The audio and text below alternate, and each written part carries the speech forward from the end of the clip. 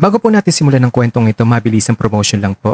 Pinopromote ko po ang channel ni Miss Lee ng The Red Candle YouTube channel.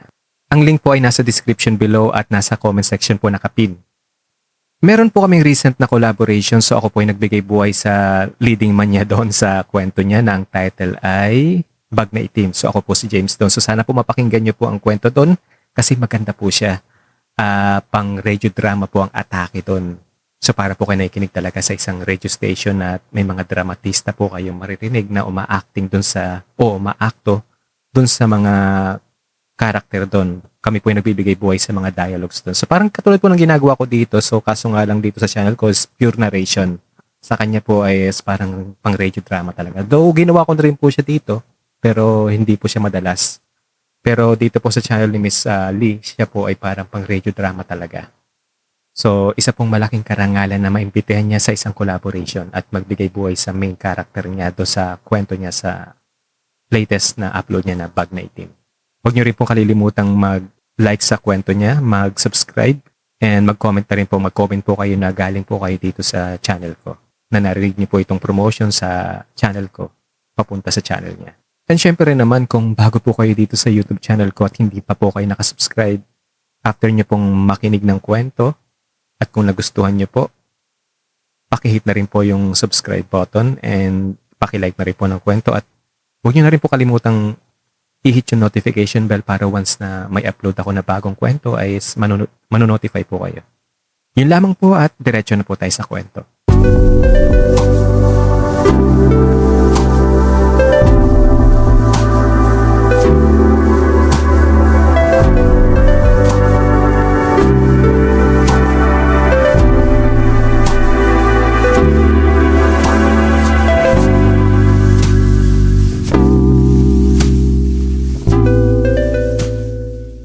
Magandang araw sa iyo, Kuya Dax. Pati na rin sa mga nakikinig sa channel mo. Maraming salamat po ulit sa pag-narrate ng confession ko last time na may halong katatakutan. At nga po pala sa kwento kong ito, pwede niyo po siyang i-edit na pasok sa YouTube guidelines. Pero sa mga hindi pa po nakakapakinig ng kwento kong iyon, magpapakilala po muli ako. Ako po si David. Pero Dave na lang ang itawag mo sa akin kasi feeling close na ako sa'yo. At muli ay lalarawan ko ang aking sarili. Nasa 5'5" ang height, maputi at ubod ng palpon. Ang makapal na balahibo sa aking dibdib at pinti ay sadyang may kakaibang magnetismo. Tataminin ko. Ginagamit ko ito minsan bilang pain para maka-attract ako. Medyo may build naman ang katawan ko dahil na rin sa active lifestyle ko. Hindi naman ako kagwapuhan, pero alam kong gustuhin ako. At kasalukuyan nagtatrabaho sa Makati bilang isang HR. Sisimulan kong kwento kong ito isang weekend noong taong 2019. Napagdesisyonan ko kasing magpalit ng ruta sa aking pagde-jogging. Usually kasi sa loob lang ng subdivision ako nag-iikot para kung sakaling umulan ay madali akong makasilong sa bahay. Pero ewan ko ba noong mga sandaling iyon, tila may mahiwagang puwersa na humihila sa akin na baguhin ang nakasanayan ko. At doon ko nga binagong aking daan patungo sa University Belt ng Dasmariñas. Isang mahabang kalsada yon, humigit kumulang 6 na kilometro na napapalibutan ng mga universidad at mga dorm na mga estudyante.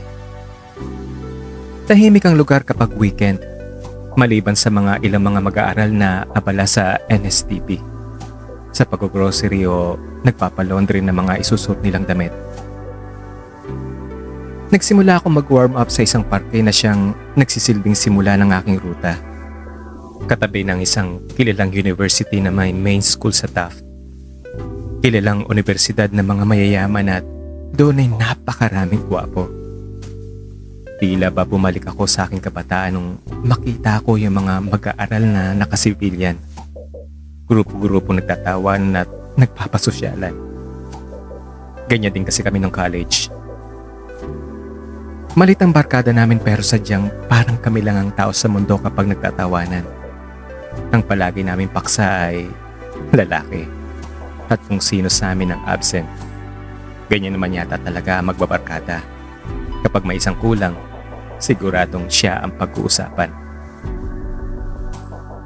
Isinalpak ko ang earbuds ko at pinatugtog ang playlist na This is Britney Spears sa Spotify. May kakaibang lakas kasi ang kanyang mga kanta na nagbibigay sa akin ng mga nag-uumapaw na confidence. At doon nga, nagsimula na akong tumakbo.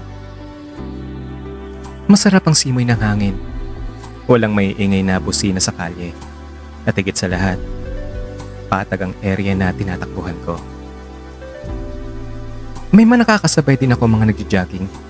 Karamihan ay mga college students at mga residente sa area na yon. Kalahati ng tinatakbo ko bago makarating sa dulo, napansin kong isang lalaki na nakakaapat na beses nang dumadaan sa harapan ko. Tila pabalik-balik siya sa kanyang rota. Hindi ko muna siya pinansin nung una dahil nakatutok ako sa goal ko. Hanggang sa unti-unti akong dinala ng aking kuryosidad. Inalis ko ang earbuds ko at medyo pinagalan ng mga hakbang ko. Sa loob ng isip ko, kapag dumaan muli ang aninong ito, lilingunin ko na talaga siya. Ang tangkad niya kasi at ang katangkaran ay isa sa aking kahinaan talaga. Iyon ang sandali. Naramdaman ko ang mabibigat na yabag sa likuran ko na papalapit ng papalapit. Lumingon ako at nagkanta na sa isang pilit ng ngiti. Batid ko na kung ibibigay ko ang buong ngiti ko, ay magmumukha akong weirdo. Isang tipid at magalang na sulyap ang ibinigay ko sa pag-asang susuklian niya ako ng parehong tugon. Binati naman niya ako nung magtagpo ang aming mga mata. To be honest, Kuya Dax, wala talaga akong naintindihan kahit isang salita lang dahil siguro sa punto niya. Pero sumagot lang ako ng, "Hello, I'm good. Do you like the weather now?" Sabay bawi ng aking ngiti nung narealize ko na medyo barok ang English ko. Pero hindi naman kailangan ng perfectong grammar sa mga ganong pagkakataon. Nagpakilala siyang ang pangalan daw niya ay Mahmoud. Ang kanyang ethnicity ay pinaghalong African at Colombian. Meron siya mga matang kulay honey at chocolate brown. Basgat ang gupit ng maiksing kulot na buhok niya. Matangos na ilong. Ang kulay ng kanyang balat ay tila natutunaw na tsokolate. May makisig at siksik na pangatawan.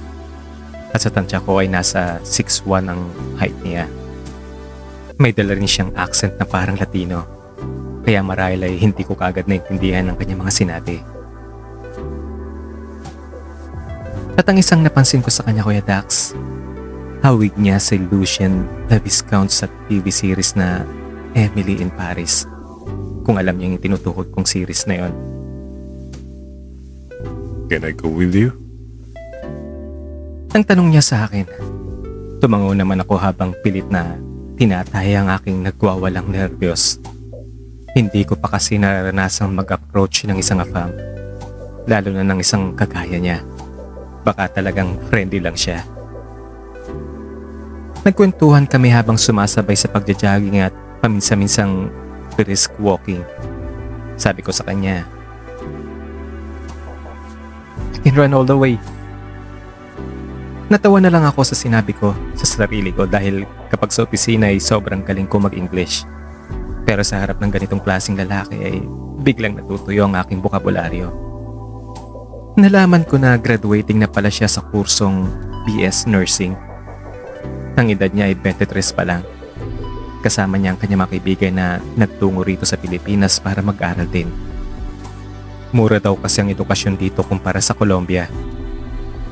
At medyo magulo ang kalagayan ng kanilang bayan kaya mas pinili niya rito. Bukod pa doon, mataas naman talaga ang kalidad ng edukasyon sa bansa natin lalo na ang kursong nursing. May maliit na populasyon ng mga kalahin niya sa Pilipinas, partikular sa Metro Manila. Kaya hindi rin sila na-homesick. Ang pinsan din pala niya ay nakapangasawa ng isang Pinay at kasalukuyang naninirahan sa Quezon City. Dahil hindi naman sila ganun kayaman, sa Dasmariñas niya piniling manirahan dahil mas abot kaya ang tuition fees at mga paupahang bahay doon. Nakarating na kami sa dulo ng ruta ko. 6 na kilometro o nasa 8,000 steps. Hingal na hingal ako at pasang-basa na ng pawis. Hinabot niya sa akin ng isang bimpo mula sa kanyang bulsa, subalit magalok ko itong tinanggihan. Sa halip, pinunasan ko ang aking noo gamit ang laylayan ng t-shirt ko. Sinadya ko kasi talagang ipakita ang balbon ko. Sabay naman kaming napatingin sa milk tea shop dahil sa lumabas na aroma ng bagong kulong tea leaves at amoy ng lutong black pearls. Natawa ako at nag-aya na lamang na mag-milk tea kung saan may aircon para magpalipas ng oras. At syempre, KKB kami nung umorder ng aming inumin, sabay ng isang malutong na tawanan. Natatawa siya dahil sa tila nasayang lang daw ang aming tinakbo. Na-burn namin ang 360 calories pero papalitan naman ng milk tea na sobrang tamis. Sumagot naman ako ng, "No worries, we can burn this when we go back to where we were before." Pero sa isip ko, natataranta na naman ako.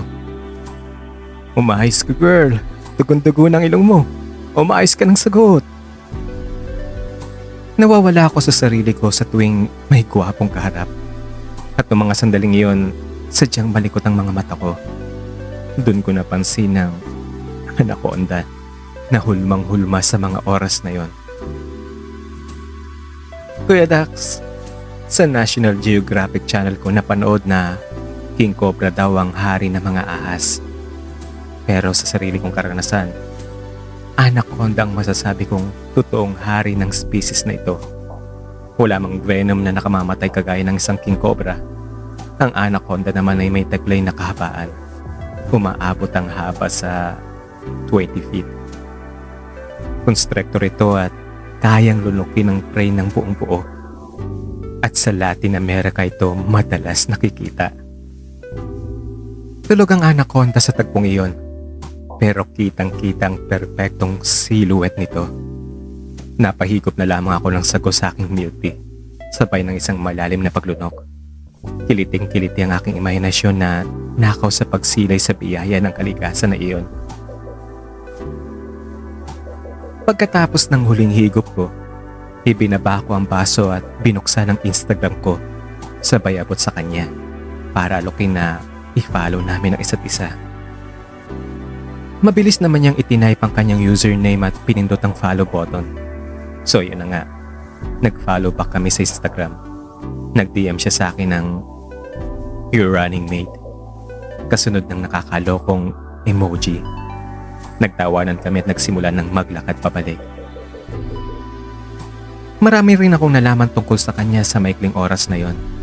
Sinabi niya, nagugulat daw siya sa mga Pinoy kasi napaka-friendly at approachable. At higit sa lahat, matulungin. Lalo ng mga kaklase niya. Malaki daw ang pagkakahaling tulad ng kultura nila sa atin.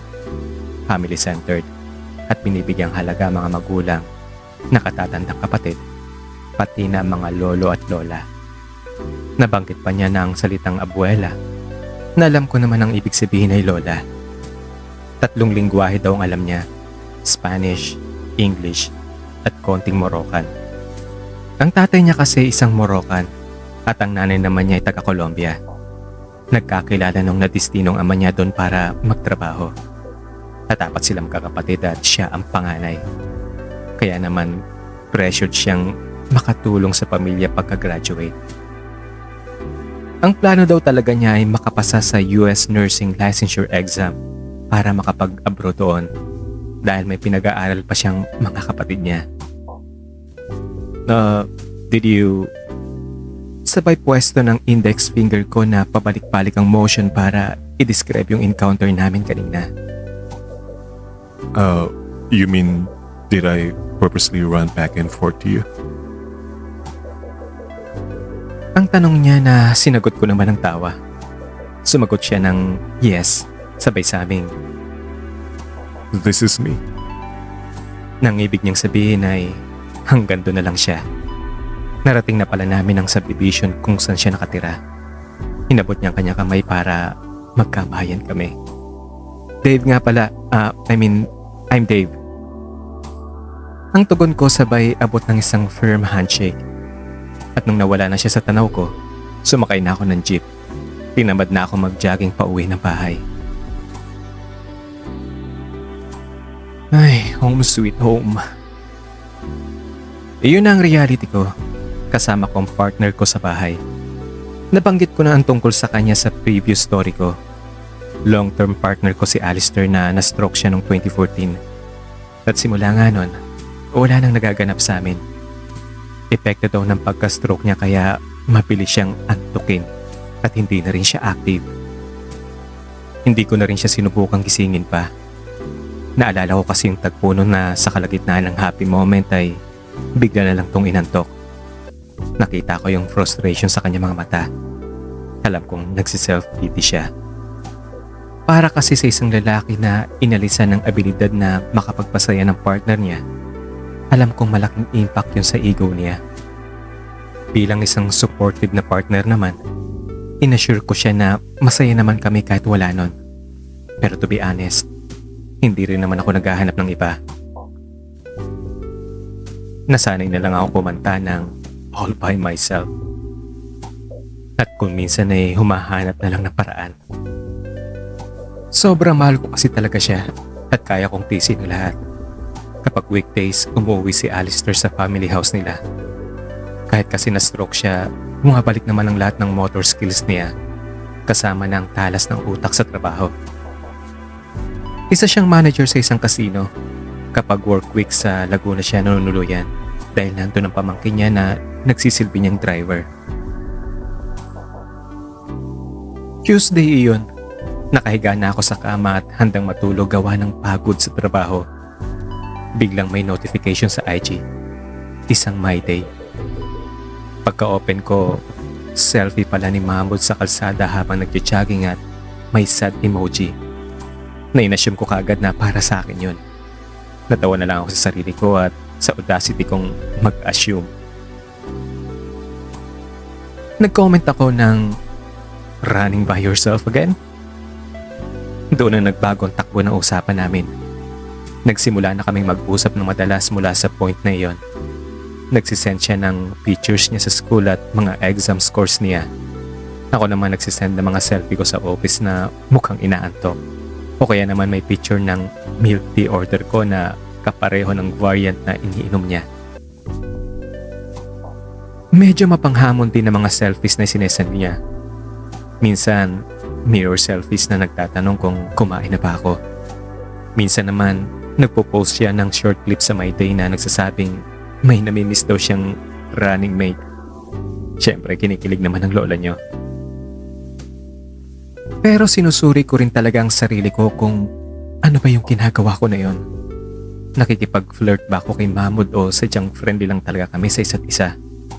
Plus, hindi ko rin alam kung pareho ba kami ng katauhan o ng preference. Kaya naman nag-decide ako na sa darating na Sabado ay yayayain ko siyang mag-jogging ulit para makalanghap ng impormasyon. To be honest, natatakot ako. Kilala ko kasi ang sarili ko bilang mahina ang self-control. Para bang kapag binawalan ako, lalo akong nagiging curious at talagang ginagawa ang bawal. May pagkakataon nga sa trabaho ko noon na sinabing huwag i-click ang isang partikular na button sa HR platform. Pero dahil sa curious ako, ayun, i-click ko pa rin. Ang nangyari, nag-generate ng duplicate record ang isang employee na nag-feed sa payroll system. Na-escalate ako noon at nagpaliwanag sa pamamagitan ng papel. May pagkakataon din na sinabi sa akin ng ex ko noon na walang basahan ng inbox for privacy. Pero lihim ko pa rin pinasa ang inbox niya. Doon ko nga nalaman na may kalandian pala ang ungas at pinagsasabay kami. Kaya yon, nag-break kami dahil doon. Sabado ng umaga yon, nagayos ako ng may kakaibang sigla para kitain si Mahmoud sa labas ng kanilang subdivision. Pabor na pabor sa akin ang tadhana dahil si Alistair ay hindi umuwi ng bahay noon. Abala siya sa isang out of town na pasyal kasama ang kanyang pamilya. Akin ang buong weekend na yon. Isang tagumpay ng ngiti ang sumilay sa aking mga labi habang nagsisimula akong mag-warm up sa aking nakasanayang starting point bago tuluyang tumakbo patungo sa itinakda naming tagpuan. Subalit pagdating ko sa gate, natagpuan ko si Mahmoud na tila walang planong mapauwisan. Nakapambahay lamang ito at nakatsinelas. Kumuway naman ako mula sa malayo para ipahiwatig ang aking pagdating. Nang makalapit siya, agad na humingi ng paumanhin ng mokong dahil hindi raw siya makakasabay sa pagtitiyaki ngayon. It's okay. I can go now. See you when I see you again. Ang tugon ko na lang sa kanya, bagamat ang mga paa ko ay tila ayaw pang humakbang palayo. Bago pa man ako makatalikod, isang paanyaya ang binitawan niya. Niyaya niya ako pumasok sa kanyang unit para mag-almusal muna. Wala raw ang kanyang mga kasama sa bahay dahil nagtungo sa Metro Manila para mag-isikaso ng kanilang OJT. Wala naman akong pag-aalinlangang sumama. At pagkapasok ko nga sa loob, sumalubong sa akin ang isang maayos at organisadong espasyo. Sa tansya ko, 2 tao ang nagkahati sa bawat silid. Malinis ang paligid. May kaaya-ayang bango. At napapalamutian ng mga pader na mga jersey ng mga sikat na soccer players. Umupo ako sa sofa at tahimik na nagantay habang inihahanda niya ang isang simpleng almusal. Mga piraso ng tasty bread na may palaman ng margarine. Tigisang umuusok na paso ng kape at may konting mixed vegetables sa gilid ng plato. Sa totoo lang, unti-unting gumapang ang takot sa dibdib ko noong mga sandaling iyon. Noon ko lang ginawa ang sumama sa isang estranghero sa loob ng 4 na sulok ng kanyang silid. At hindi ko maiwasang itanong sa sarili ko kung ito ba ay isang anyo ng pagtataksil sa relasyong iniingatan ko. Pero habang nalulunod ako sa aking sariling mga konsensya, muling nagnakaw ng pansin ng tulog na anaconda. Napalunok na lang ako. Pero laking gulat ko nang maramdaman ko na lang na umupo siya sa likuran ko. At naramdaman ko ang paglapat ng kanyang kamay sa balikat ko. Doon ko na nakuha ang sitwasyon. Nandun ako para maging panghimagas ng isang mapangis na anaconda. Hinarap ko siya ng nakatungo. Ang mga mata ko ay nakapako sa sahig habang ang konsensya ko ay pilit na kumakawala sa isang nag-uumpisang patibong. May mabigat na hatol ang bawat tibok ng puso ko ng mga sandaling yun. Batid ko ng pagbibigay daan sa nagpapagang atraksyon na ito ay nangangahulugan ng pagtalikod kahit pansamantala sa tahimik at tapat na mundong binubuo namin ng partner ko. Isang maling galaw at ang pundasyon ng maraming taon ay maaaring gumuho na parang abo.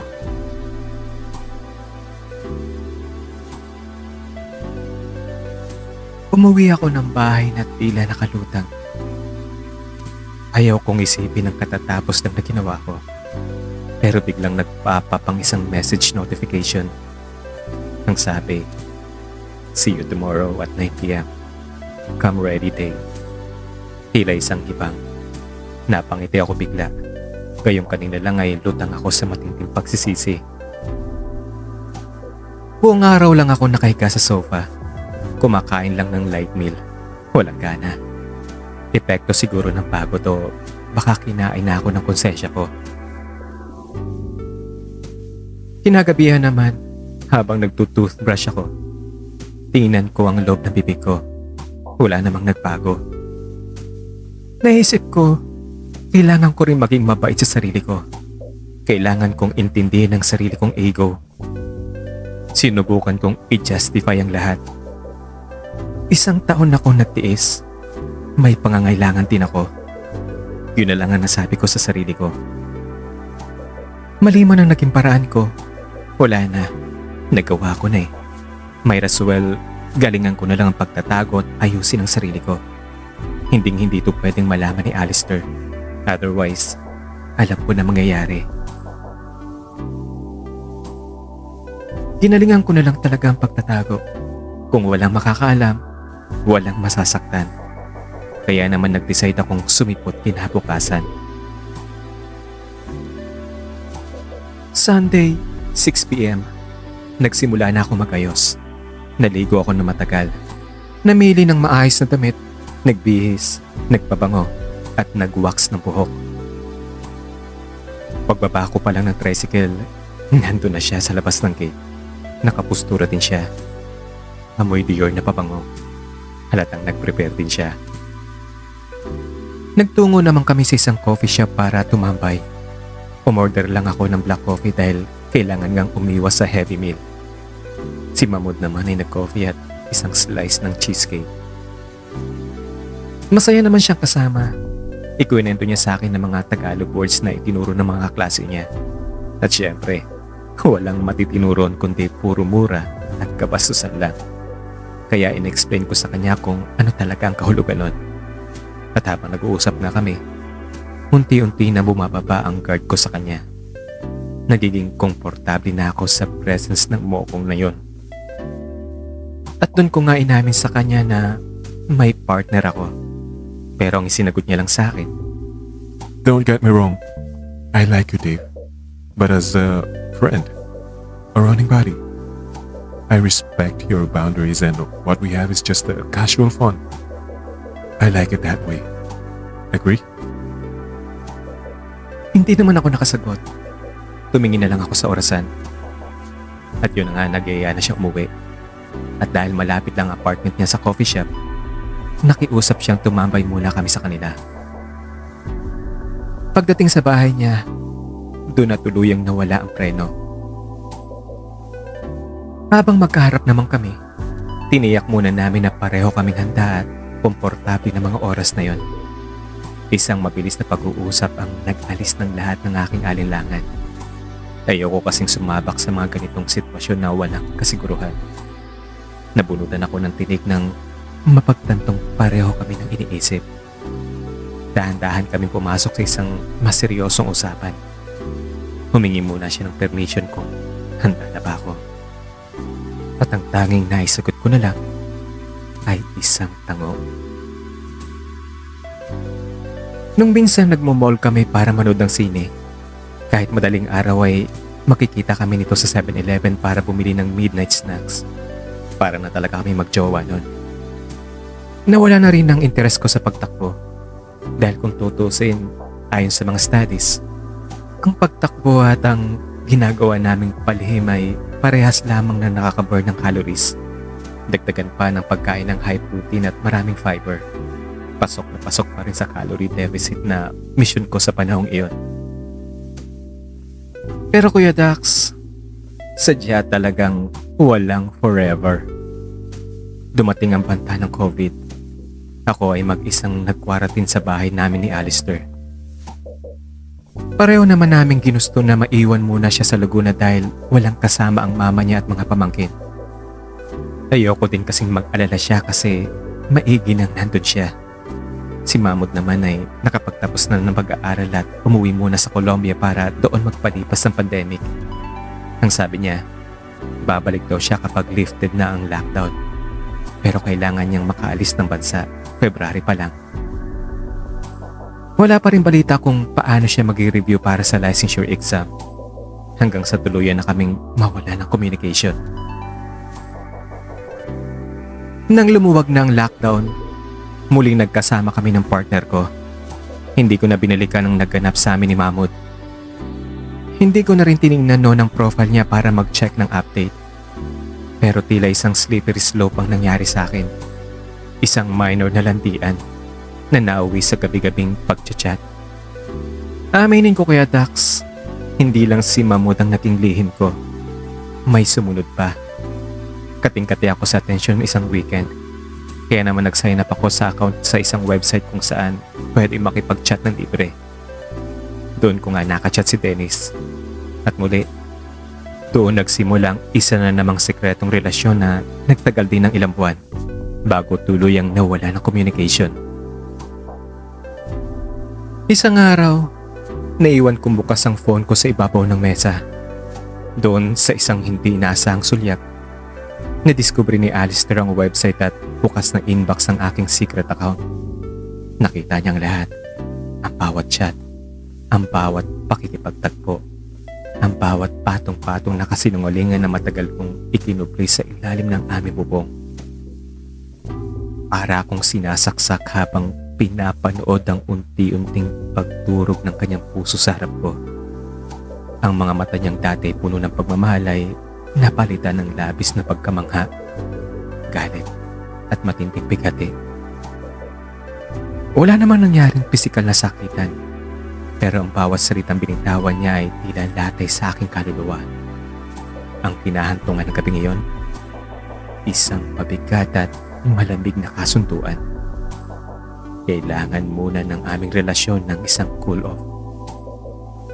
Iniwan niya ako sa gitna ng isang piping tahanan.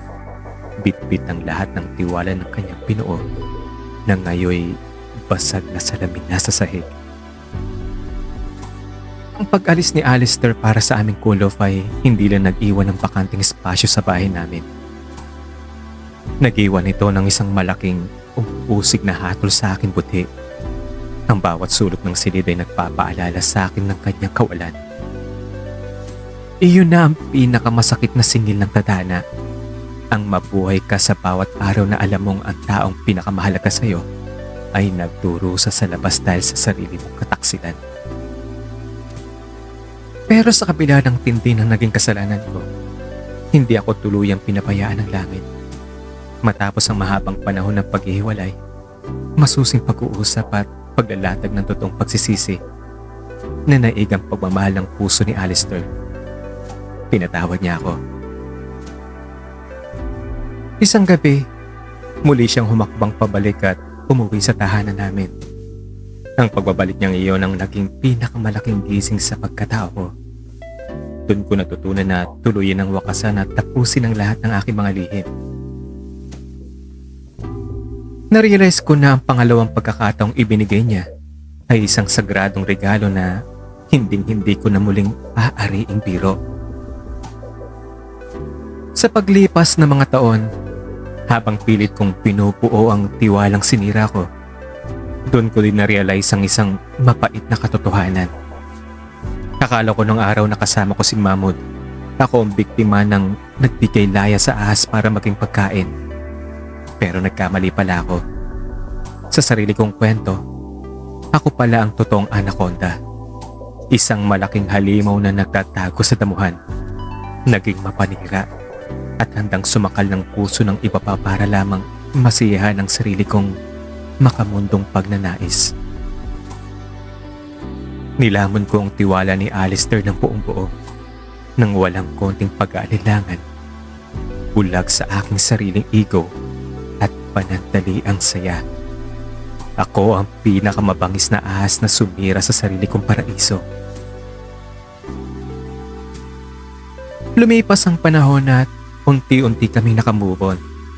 Kung gaano ako kawalang preno noon, gano'n naman ako katindi mag-ingat ngayon. Sobrang seryoso ko na sa sarili kong mga limitasyon. Maingat sa bawat taong makikilala. Binabantayan ang bawat hakbang at bawat mensahe para hindi na muling lumabas ang halimaw na nagpabagsak sa akin noon. Nais kong maging babala ang kwento ko sa iba. Huwag niyong subukang maglihim o magtaksil sa taong nagmamahal sa inyo ng tapat. Napakaswerte ko na dahil binigyan ako ng partner ko ng pangalawang pagkakataon. Pero aminin na natin na hindi lahat ng tao ay pinagkakalooban ng ganong klaseng habag. Ang ginawa ko ay isang malalim na hukay. Mahirap umahon. Kapag nabaon ka na sa guilt at pagsisisi, huwag hintaying masira ang inyong paraiso bago kayo matutong magpahalaga sa tunay na pag-ibig. Maraming salamat Kuya Dax at magandang gabi sa lahat ng nakikinig. Muli, ako si Dave at ito ang pangalawang confession ko.